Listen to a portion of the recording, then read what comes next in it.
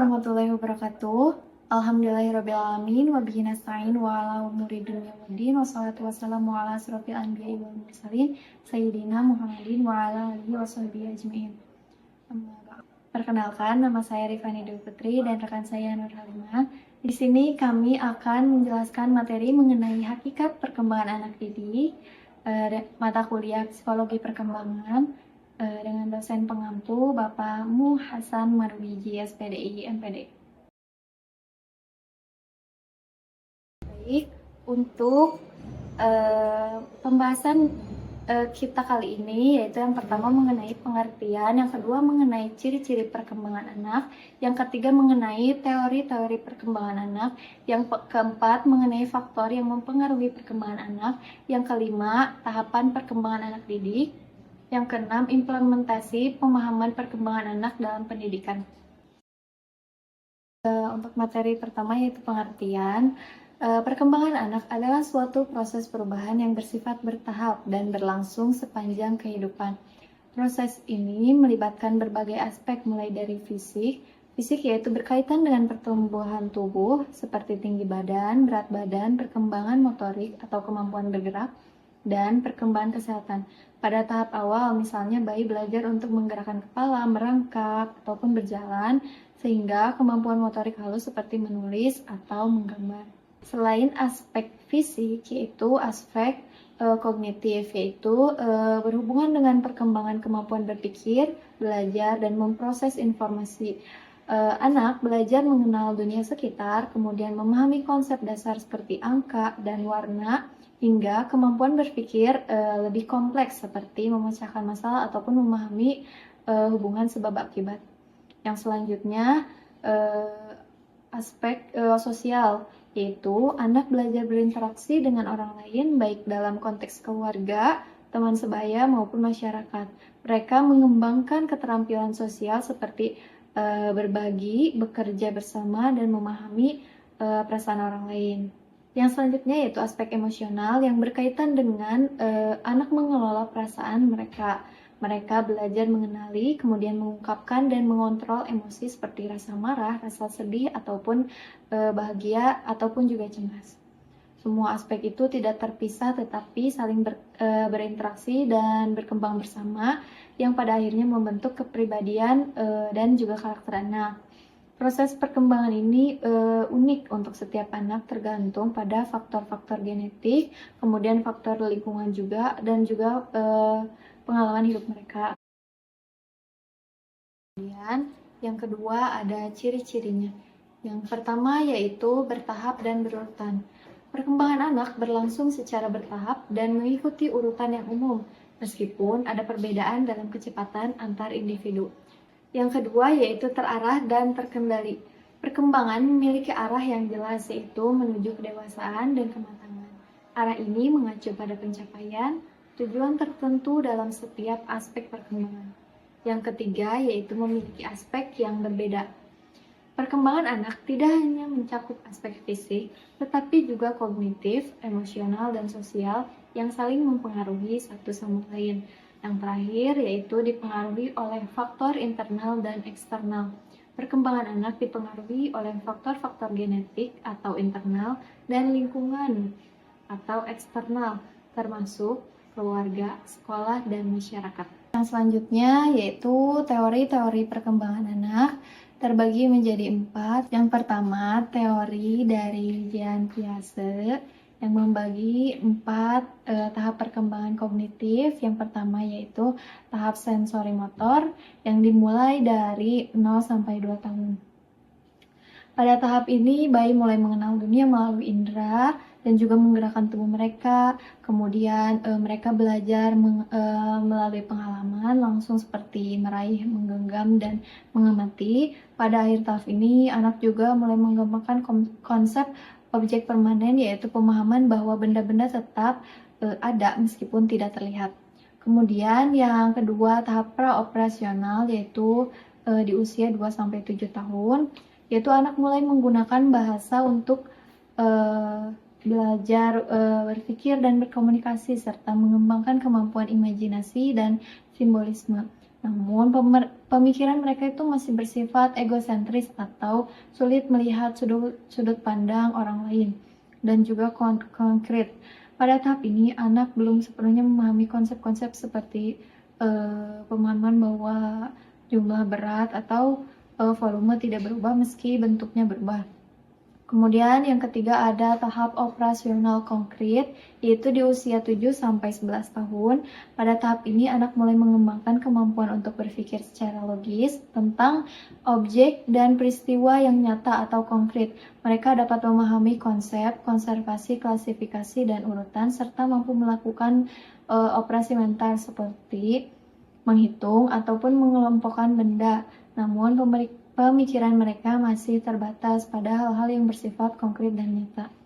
Yang keempat yaitu tahap operasional formal di usia 11 tahun ke atas. Pada tahap ini anak mulai mampu berpikir secara abstrak, memecahkan masalah secara sistematis, dan tidak berpikir tentang kemungkinan yang tidak langsung terlihat. Mereka dapat membuat hipotesis, berpikir secara deduktif, dan mengembangkan ide-ide teoritis. Pemikiran mereka sudah lebih kompleks dan fleksibel. Kemudian 8 tahap perkembangan menurut Erik Erikson, yang pertama yaitu kepercayaan dan ketidakpercayaan. Itu di usia 0-18 bulan. Pada tahap ini, bayi mengembangkan rasa kepercayaan melalui interaksi dengan pengasuh utama mereka seperti orang tua. Jika kebutuhan fisik dan emosional mereka dipenuhi secara konsisten dan penuh perhatian, mereka akan belajar mempercayai dunia di sekitar mereka. Kemudian yang kedua yaitu otonomi versus rasa malu dan keraguan.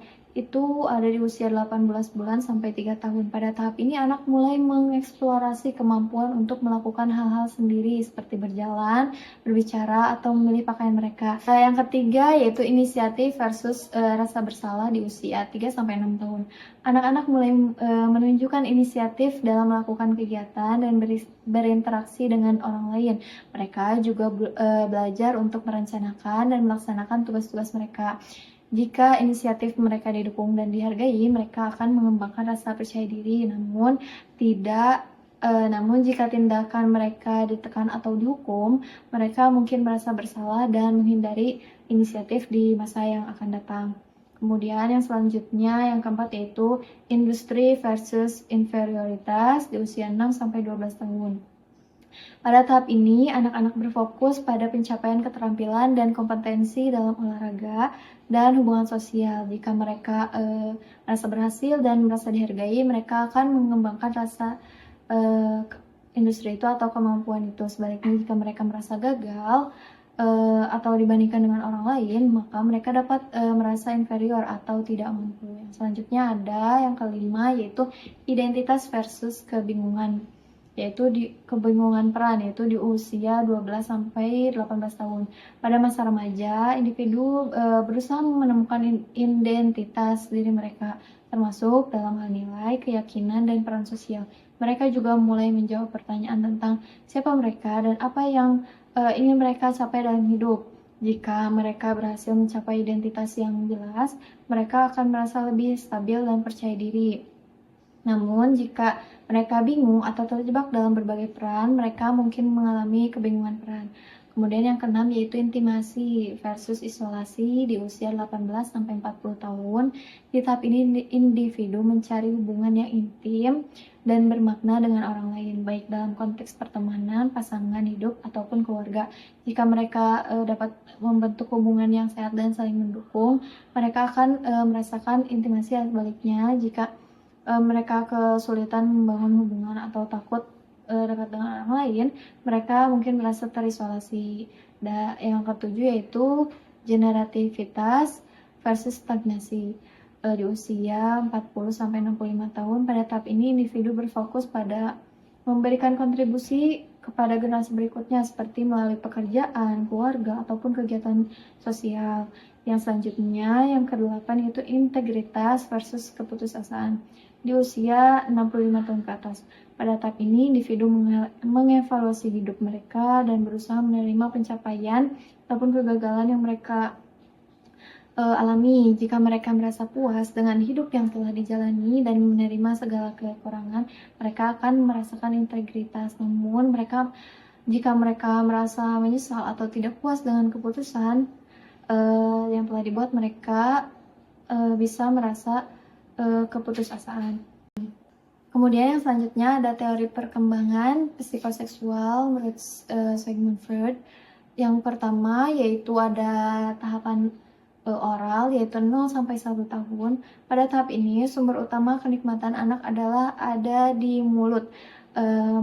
Mulut mereka yang digunakan untuk menyusui, menggigit, ataupun menjelajahi benda-benda. Yang kedua ada tahap anal di usia 1 sampai 3 tahun. Pada tahap ini fokus kenikmatan bergeser kepada kontrol diri dan pengendalian terhadap buang air. Anak belajar tentang kontrol otot anal dan mengembangkan keterampilan untuk menahan atau melepaskan kotoran. Yang selanjutnya tahap falik 3-6 tahun. Pada tahap ini anak mulai fokus pada organ genital dan mereka mulai menunjukkan ketertarikan pada perbedaan jenis kelamin. Di sini Freud mengembangkan konsep kompleks Oedipus untuk anak laki-laki dan kompleks Elektra untuk anak perempuan. Jadi anak laki-laki cenderung merasa tertarik kepada ibu mereka dan bersaing dengan ayah mereka untuk mendapatkan perhatian ibunya, sedangkan anak perempuan merasa cemburu terhadap ayah dan menginginkan perhatian dari ayah mereka. Jika konflik ini tidak terselesaikan, Freud berpendapat bahwa anak dapat mengembangkan kecemasan atau gangguan dalam hubungan seksual di masa depan. Kemudian yang keempat ada tahap latensi di usia 6 tahun sampai pubertas. Pada tahap ini, kepuasan psikoseksual tidak berfokus pada organ genital, melainkan pada pengembangan atau keterampilan sosial dan kemampuan intelektual. Kemudian ada tahap genital atau pubertas sampai dewasa. Pada tahap ini, fokus kenikmatan kembali pada organ genital. Namun, kali ini anak-anak mulai mengarahkan energi seksual mereka pada hubungan yang lebih matang dan dewasa. Itu adalah tahap perkembangan seksual yang sehat, di mana individu mulai mencari pasangan hidup dan membangun hubungan intim yang penuh pengertian.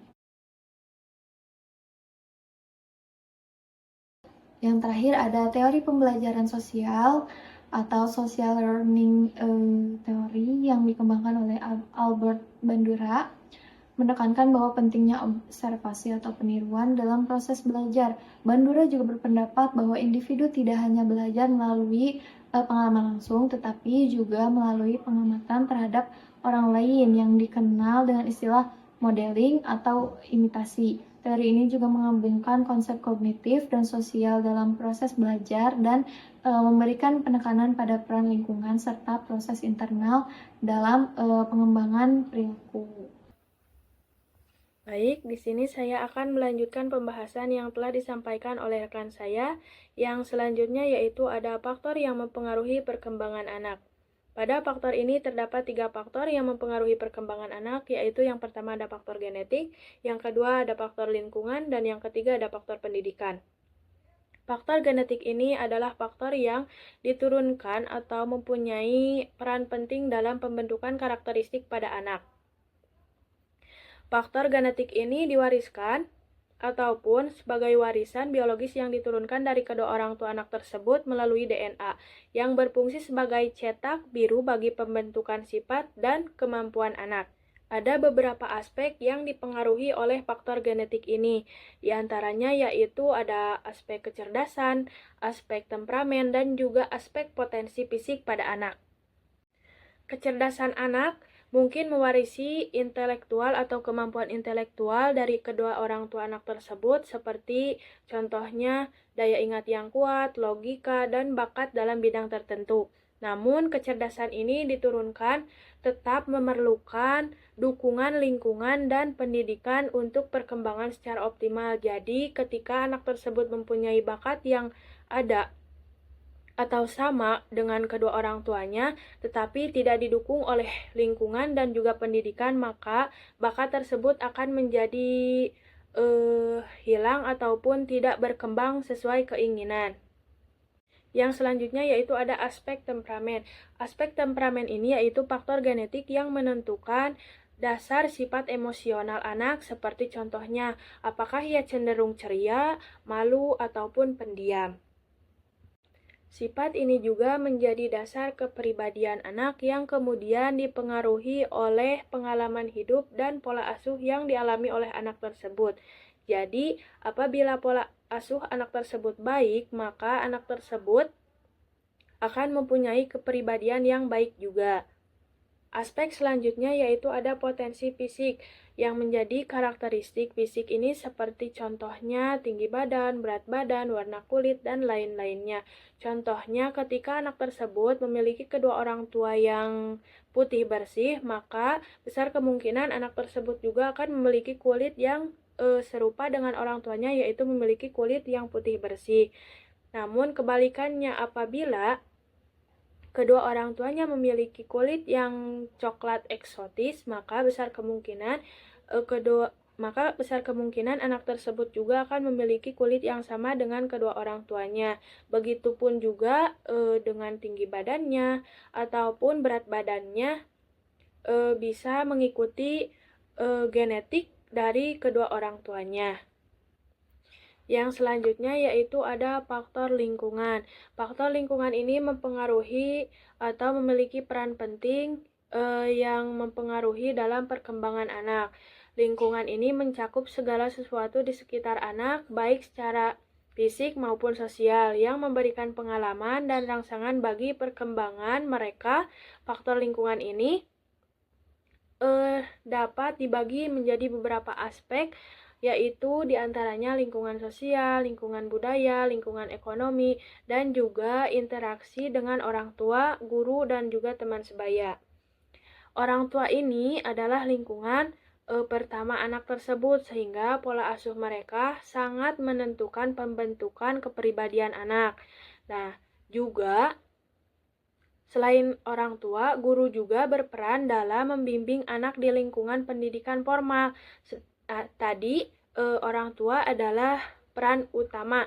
Nah, sedangkan guru adalah peran kedua untuk pembentukan kepribadian anak tersebut dalam pendidikan formal, yaitu dalam bidang pendidikan ataupun sekolah. Sedangkan teman sebaya yaitu membantu anak belajar, beradaptasi, bekerja sama, dan membangun hubungan sosial antar mereka. Yang selanjutnya yaitu ada faktor pendidikan. Faktor pendidikan ini merupakan salah satu faktor utama yang mempengaruhi perkembangan anak, baik secara fisik maupun sosial. Melalui pendidikan, anak mendapatkan kesempatan untuk mengembangkan kemampuan berpikir, kreativitasnya, serta keterampilan sosial yang menjadi bekal bagi mereka untuk di masa depan. Pada pendidikan, anak juga bisa mengembangkan bakat-bakat yang lain yang mereka punya dari kedua faktor yang sudah dijelaskan tadi, yaitu dari faktor genetik dan juga faktor lingkungan yang mempengaruhi faktor perkembangan tersebut. Pada faktor pendidikan ini, kualitas pendidikan juga sangat berpengaruh dalam proses perkembangan anak tersebut, karena kualitas pendidikan ataupun pendidikan yang berkualitas dapat memberikan dasar yang kuat bagi anak untuk memahami dunia dan sekitarnya. Kualitas ini mencakup kurikulum yang dirancang dengan baik, yang tidak hanya berisi materi pembelajaran tetapi juga mendorong anak untuk berpikir kritis, memecahkan masalah, dan juga berinovasi. Selain itu, ada pendidikan yang sesuai atau pendekatan pendidikan yang sesuai. Pendekatan yang disesuaikan dengan tahapan perkembangan anak sangat penting untuk mendukung proses belajar mereka. Misalnya, untuk anak usia dini, metode pembelajarannya yaitu bersifat interaktif dan bermain akan lebih efektif dibandingkan metode yang hanya bersifat berinstruksi sosial atau berinstruksi saja.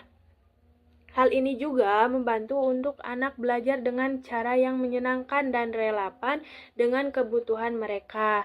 Jadi, pendekatan pendidikan yang sesuai juga mempengaruhi pada perkembangan anak. Yang selanjutnya yaitu ada tahap perkembangan anak. Pada perkembangan ini, anak mempunyai tahapan-tahapan tersendiri dari mulai bayi sampai dengan dewasa. Nah, Di antara tahapan-tahapan tersebut ada tahapan bayi terlebih dahulu atau usia baru lahir sampai dengan 6 tahun. Pada tahapan usia ini terjadi banyak perubahan penting yang mempengaruhi tumbuh kembang mereka, seperti pada perkembangan fisik. Di tahap ini, anak memiliki atau mengalami perkembangan fisik yang sangat cepat. Mereka mulai mengembangkan kemampuan motorik dasar seperti berjalan, berlari, dan melompat. Selain itu, kemampuan berbicara mereka juga mulai berkembang, dengan anak mulai mengucapkan kata-kata sederhana dan membentuk kalimat pendek. Contohnya seperti mama, papa, bibi, kakak, adik. Nah, yang selanjutnya yaitu ada pada kemampuan fisik ini juga terdapat kemampuan sensorik, yaitu mereka juga semakin tajam, seperti kemampuan melihat, mendengar, dan meraba lingkungan di sekitar mereka. Contohnya seperti melihat. Contohnya pada penglihatan yang asalnya kabur, lama-kelamaan ataupun bertambahnya bulan, maka penglihatan bayi akan terlihat jelas, dan pendengaran juga sangat berpengaruh pada tahapan ini. Nah, dan juga meraba lingkungan di sekitarnya seperti meraba selimut ataupun yang lainnya. Jadi, bayi selalu dipakaikan sarung tangan agar tidak meraba hal-hal yang berbahaya. Selain perkembangan fisik, pada tahapan usia ini juga terdapat perkembangan keterampilan sosial dan emosional. Selain perkembangan fisik, anak juga mulai mengembangkan keterampilan sosial dan emosionalnya. Pada usia ini, anak belajar untuk berinteraksi dengan orang lain, baik melalui permainan atau aktivitas sosial lainnya. Mereka mulai mengenal konsep berbagi, bergiliran, dan bermain bersama dengan teman sebayanya tanpa melibatkan permusuhan ataupun perselisihan.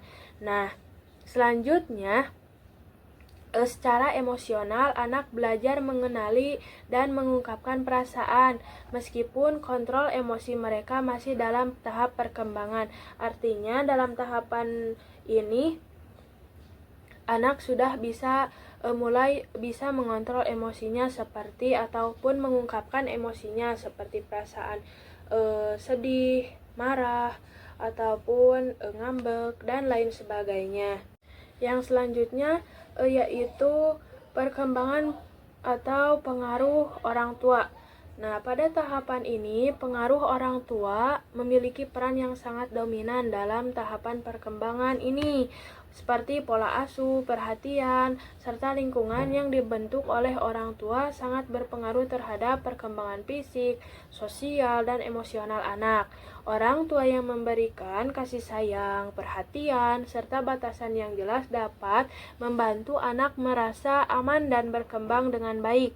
Pengalaman awal yang diberikan orang tua akan membentuk dasar bagi perkembangan anak di masa mendatang. Jadi pada usia ini peran orang tua itu sangat penting dalam masa perkembangan ini. Jadi untuk keseluruhannya, pada masa tahapan ini, interaksi dengan orang lain termasuk orang tua serta stimulasi dari lingkungan sekitar akan berperan penting atau berperan besar untuk membantu tumbuh kembang anak tersebut. Yang selanjutnya yaitu tahapan usia sekolah atau pada usia 7 sampai dengan 12 tahun.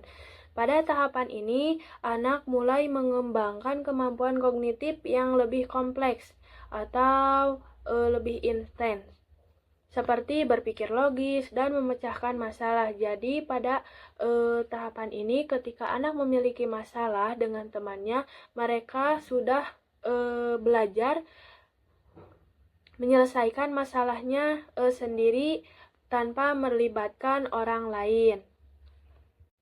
Yang selanjutnya yaitu Keterampilan sosial semakin berkembang, anak belajar bekerja sama dan berkelompok. Dalam artian berarti pada tahapan ini anak sudah diajarkan bekerja sama dan untuk bersosialisasinya yang lebih tinggi lagi karena sudah memasuki masa-masa ke tahapan dewasa.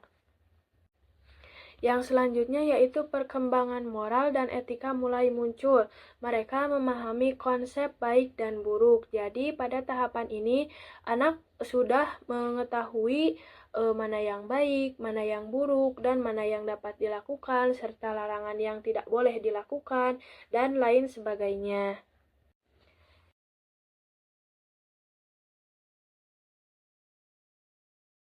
Yang selanjutnya yaitu ada tahapan usia remaja atau pada usia 13 sampai dengan 18 tahun. Pada tahapan ini terjadi perubahan fisik yang signifikan yang dikenal dengan pubertas. Pubertas membawa pertumbuhan tubuh yang sangat cepat dan dapat mempengaruhi emosi dan psikologi pada remaja. Nah, pada usia tahapan ini di antaranya memiliki perubahan fisik, yaitu mengalami transformasi fisik yang signifikan seperti pertumbuhan tinggi badan yang pesat, perubahan pada organ reproduksi, perubahan hormon yang menyebabkan munculnya ciri-ciri fisik sekunder seperti perubahan suara pada laki-laki dan perkembangan fisik yang seringkali dengan dibarengi perasaan cemas dan bingung karena anak merasa tubuh mereka berbeda dari sebelumnya. Yang selanjutnya yaitu ada perubahan emosional dan psikologis. Pubertas juga mempengaruhi emosi dan juga psikologi anak. Ketidakseimbangan hormon dapat menyebabkan fluktuasi atau emosi yang lebih intens seperti kecemasan, kebingungan, rasa malu, ataupun perasaan tidak aman. Remaja sering merasa kesulitan dalam mengelola perasaan mereka yang bisa menyebabkan konflik dengan teman sebaya maupun dengan orang tua. Nah, selain itu, meningkatkan dorongan dan ketertarikan ke lawan jenis juga menjadi bagian penting dari perkembangan emosional psikologis dalam tahapan ini. Yang selanjutnya yaitu ada pencarian identitas. Nah, pada tahapan ini anak sudah mulai mencari identitasnya sendiri. Nah, anak ini mulai berusaha memahami siapa mereka sebenarnya, apa yang mereka inginkan, dan bagaimana mereka dipandang oleh orang lain. Ini adalah masa di mana mereka mengeksplorasi berbagai peran sosial, nilai-nilai, dan keyakinan untuk membangun pandangan mereka tentang diri mereka sendiri. Pencarian identitas ini seringkali melibatkan pencarian tentang nilai-nilai pribadi, preferensi, dan sikap terhadap kehidupan, termasuk dalam hubungan sosial dan juga politik. Yang selanjutnya yaitu pembentukan pandangan tentang diri dan dunia. Nah, pada tahapan ini, anak lebih reflektif dan kritis terhadap diri mereka sendiri, dunia, dan sekitarnya.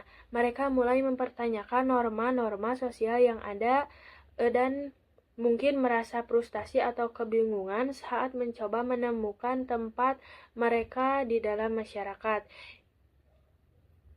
Menemukan tempat mereka dalam masyarakat ini juga mencakup eksplorasi minat, hobi, dan tujuan hidup yang lebih besar, di mana mereka berusaha untuk menetapkan tujuan jangka panjang mereka. Pembentukan pandangan ini sangat dipengaruhi oleh keluarga, teman sebaya, pengalaman pribadi, serta informasi yang diperoleh oleh mereka dari dunia luar. Nah, jadi secara keseluruhan pada tahapan ini, pada tahapan usia remaja ini memiliki perubahan fisik, pencarian identitas, dan juga membentuk pandangan tentang diri mereka sendiri dan dunia sekitarnya. Yang selanjutnya yaitu ada implementasi pemahaman perkembangan dalam pendidikan. Nah, diantaranya yaitu pendidikan berdasarkan tahap perkembangan. Pendidik harus memahami tahap perkembangan anak didik agar dapat menyesuaikan pendekatan pendidikan dengan kebutuhan mereka. Contohnya ataupun misalnya anak usia dini itu membutuhkan pembelajaran yang lebih berbasis pada aktivitas sensorik dan motorik. Sedangkan anak usia sekolah lebih membutuhkan aktivitas yang melibatkan pemikiran logis. Jadi, anak usia dini ini lebih membutuhkan banyaknya permainan sehingga tidak jenuh. Sedangkan ketika sudah sekolah dasar, maka anak lebih melibatkan pemikiran yang logis. Yang selanjutnya yaitu ada pengembangan keterampilan sosial dan emosional. Nah, mengajarkan anak untuk mengenali dan mengelola emosi mereka serta bekerja sama dengan teman sebaya sangat penting dalam perkembangan sosial dan emosional mereka. Jadi, pada pengembangan keterampilan sosial dan emosional ini, anak sudah diajarkan cara kerjasama ataupun belajar berkelompok agar mereka mengetahui serta mengenali emosi mereka ketika bekerja sama ataupun bersosial karena sangat penting. Yang terakhir yaitu menciptakan lingkungan pembelajaran yang mendukung. Nah, lingkungan yang aman, inklusif, dan mendukung perkembangan anak akan mempengaruhi proses belajar mereka. Pendidik perlu menciptakan suasana yang memungkinkan anak untuk tumbuh secara optimal. Nah, pada menciptakan lingkungan pembelajaran yang mendukung ini, pendidik harus berusaha mencari metode yang baik agar anak tersebut berkembang secara optimal. Kesimpulannya yaitu, pemahaman yang mendalam tentang hakikat perkembangan anak didik sangat penting bagi pendidik dalam merancang pembelajaran yang sesuai dengan kebutuhan anak. Dengan pendekatan yang tepat, perkembangan fisik, kognitif, sosial, dan emosional anak dapat ditangani dengan efektif, sehingga anak didik dapat mencapai potensi maksimal mereka dalam kehidupan. Terima kasih, mohon maaf apabila ada salah kata. Wabillahi taufiq wal hidayah. Wassalamualaikum warahmatullahi wabarakatuh.